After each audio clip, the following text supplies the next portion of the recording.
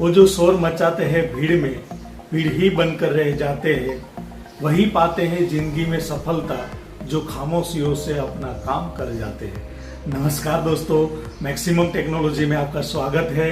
मैं साकरिया संजय आज फिर से आपके लिए एक केस स्टडी लेके आया हूं, जो कि एक MI का नोट 4 मोबाइल है, जिसमें डिस्प्ले LCD के ग्राफिक का प्रॉब्लम है। डिस्प्ले पे ग्राफिक नहीं आ रहा है, और ऐसे ही यही फॉल्ट पे मैंने आगे 2 वीडियो ऑलरेडी बना चुका हूं, जिसमें LCD रीसेट लाइन का प्रॉब्लम था। एक में मैंने CPU को ड्रिल करके LCD रीसेट लाइन को रिपेयर करके आपको समझाने की कोशिश की है, तो दूसरे में मैंने यही रीसेट लाइन को CPU को रिवॉल्व करके किस तरह से ये प्रॉब्लम को सॉल्व किया जाता है, उसके बारे में मैंने तो डिटेल में इसमें बताने की कोशिश की है। और आज भी सेम वही प्रॉब्लम है, लेकिन आज मैं इस वीडियो के अंदर आपको ये बताने वाला हूँ कि रीसेट लाइन है वो क्यों जरूरी है। बहुत सारे टेक्नीशियन जो है रीसेट को मतलब 1.8 वोल्टेज का पॉजिटिव सप्लाई ही मानते हैं, लेकिन रियल में रीसेट 1 पॉजिटिव सप्लाई नहीं है, पल्स है, एक ट्रिगर है। तो अगर हम कहीं बाहर से अगर वो रीसेट 1.8 वोल्टेज दे देते हैं, तो उसके अंदर क्या बोर्ड में इश्यू आता है, क्या चलता है नहीं चलता है, और उसका प्रॉपर रीसेट सिग्नल किस तरह से चेक होता है DSO के स्क्रीन के माध्यम से, पूरा आपको बताने की कोशिश की है। तो आशा करता हूँ कि वीडियो आपके लिए बहुत ही हेल्पफुल होगा।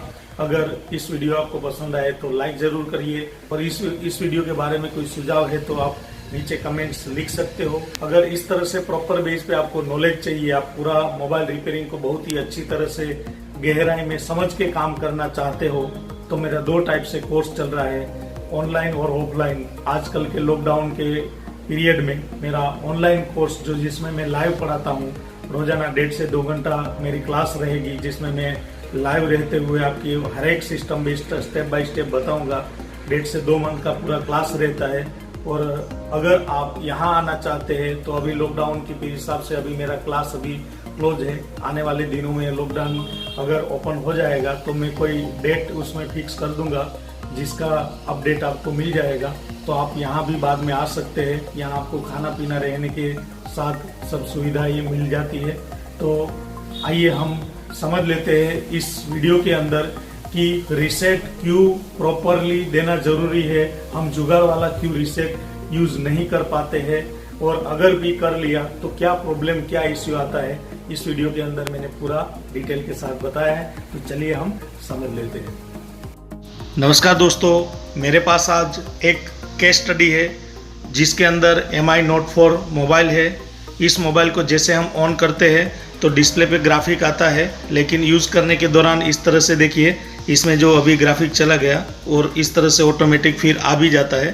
तो ऐसे आजकल ये बोर्ड के अंदर बहुत ज़्यादा प्रॉब्लम हो रहा है, जो कि ये ग्राफिक का इश्यू है। कभी ग्राफिक आता है, कभी ग्राफिक नहीं आता है, और ये प्रॉब्लम जो होता है वो डिस्प्ले रीसेट लाइन से होता है। तो इससे पहले भी मैंने और यही बोर्ड के 2 वीडियो रीसेट लाइन पे ही बनाया है, जिसमें मैंने एक CPU को ड्रिल करके बताया है, और एक मैंने CPU को रिवॉल्व करके ये प्रॉब्लम को सोल्व करने की कोशिश की है। और यहाँ भी ये जो प्रॉब्लम है ये हमारा प्रोसेसर का ही है और रीसेट लाइन का ही है, लेकिन यहाँ आज फिर भी दूसरे 2 वीडियो इससे पहले बनाया, उससे थोड़ा इसमें एक नॉलेजेबल वीडियो है, क्योंकि बहुत सारे लोग हैं वो रीसेट लाइन की जगह 1.8 वोल्टेज बाहर से देते हैं और ग्राफिक बनाने की कोशिश करते हैं। तो क्या इस तरह से ग्राफिक आता है नहीं आता है, इस वीडियो के जरिए मैंने पूरा डिटेल के साथ बताया है। तो चलिए हम एक बार वो देखते हैं, और देखने से पहले हम एक बार हम इसका वोल्टेज मेजरमेंट कर लेते हैं, रीसेट लाइन के वोल्टेज चेक कर लेते हैं। ये जो वोल्टेज आता है वो CPU के माध्यम से आता है, बीच में एक 1 किलो ओम्स का रजिस्टर सीरीज में लगा के यहाँ वोल्टेज दिया जाता है। जब हम मोबाइल ऑन करते हैं तब जो अगर ग्राफिक रहेगा तो CPU के माध्यम से यहाँ वोल्टेज आना चाहिए। देखिए आ रहा है 1.3 वोल्टेज जितना अभी ये वोल्टेज आ रहा है, यहाँ आप देख सकते हो ये 1.4 वोल्टेज है, ये रीसेट का है। लेकिन इसमें जो प्रॉब्लम है उस हिसाब से यहाँ वोल्टेज आके जाता है, इस तरह से होता है। अभी ये वोल्टेज देखिए चला गया, फिर अभी ये वोल्टेज नहीं है, देख सकते हो आप। तो इस तरह से रीसेट लाइन पे वोल्टेज आके जाता है, इस वजह से वहाँ ग्राफिक है वो आता है कभी जाता है, इस तरह से होता है। तो आज हम एक बार ये देख लेते हैं कि CPU वाला जब 1.8 वोल्टेज का जो रीसेट है वो CPU से ना आए और हम बाहर से कोई 1.8 वोल्टेज दे देंगे। जैसे यहाँ जो TP है वहाँ एक 1.8 वोल्टेज जो स्टेबल वोल्टेज है, पावर स्विच ऑन करने से बाद आ जाता है। तो ये वोल्टेज अगर वहाँ रीसेट की जगह देते तो क्या मोबाइल में ग्राफिक आता है नहीं आता है, वो एक बार हम देखते हैं। तो ये रजिस्टर है, ये रीसेट लाइन है, ये आप देख सकते हो TP वाला। इस रजिस्टर को एक बार हम यहाँ से निकाल लेते हैं ताकि वो रीसेट लाइन है वो CPU से अलग हो जाए। तो रजिस्टर को हम इस तरह से हटा के उसकी एक ही पॉइंट पे रखेंगे। ये 1 किलो ओम्स का रजिस्टर होता है।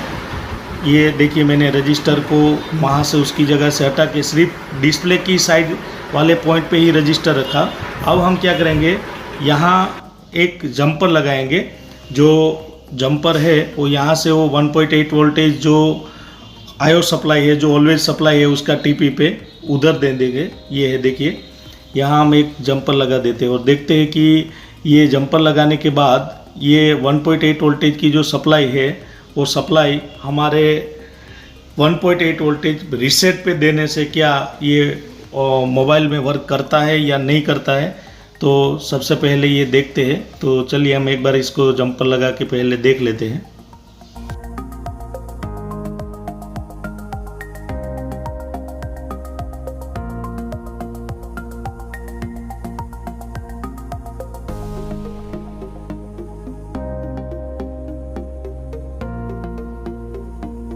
ये देखिए अभी मैंने जंपर लगा दिया है।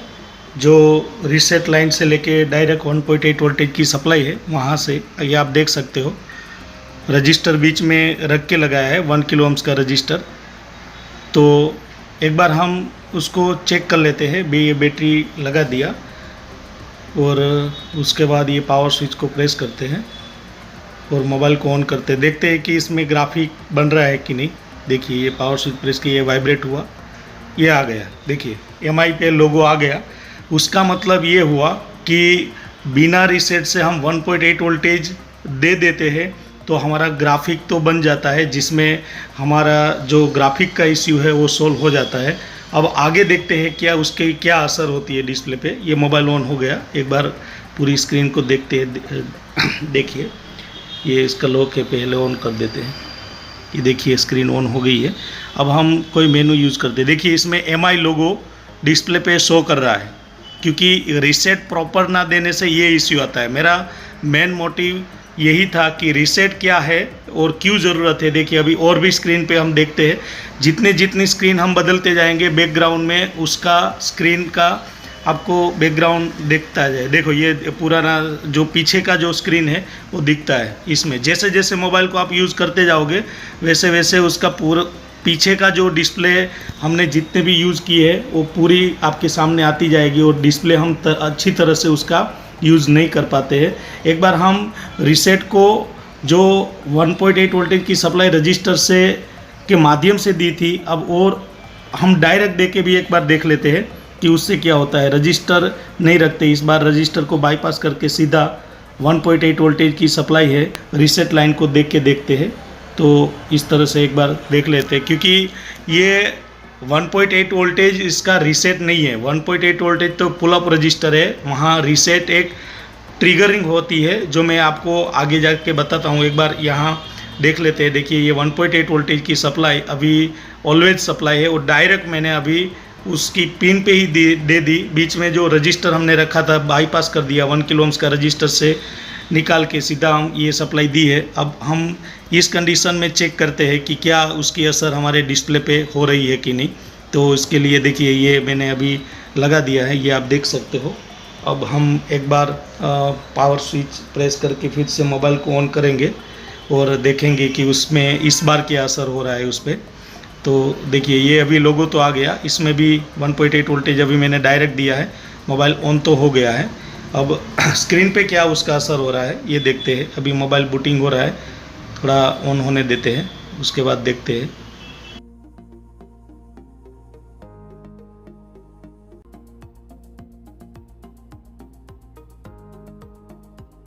ये देखिए मोबाइल अभी ऑन हो गया है। ये देखिए इसमें भी यही प्रॉब्लम है, एमआई लोगो भी आता है नीचे, आप डिस्प्ले भी बैकग्राउंड में देख सकते हो, जो पुरानी डिस्प्ले थी उसका शेडो आ रहा है। तो उसका मतलब ये हुआ कि 1.8 वोल्टेज हम बाहर से दे देते हैं तो हमारा मोबाइल में डिस्प्ले तो आ जाता है, ग्राफिक तो आ जाता है, लेकिन वो ग्राफिक हम अच्छे से यूज़ नहीं कर सकते और उसमें ब्लिंकिंग भी होता है, ये भी आप देख सकते हो। तो इसका प्रॉपर सॉल्यूशन वही है कि इसका CPU से ही उसको आपको रीसेट देना पड़ेगा। एक बार हम इस मोबाइल को, उसके अंदर जो CPU है, प्रोसेसर है, ये रिबोल करके इसको प्रॉपर तरीके से रिपेयर करते हैं और इसका रीसेट हम DSO की स्क्रीन पे देखते हैं कि किस तरह से उसका रीसेट होता है, कैसे रीसेट प्रॉपर मिलता है। वो एक बार इसका पूरा रीसेट अच्छे से रिपेयर करके वो देखते हैं। तो चलिए हम उसको एक बार डिसेबलिंग करके पूरा CPU को रिबोल करके देख लेते हैं।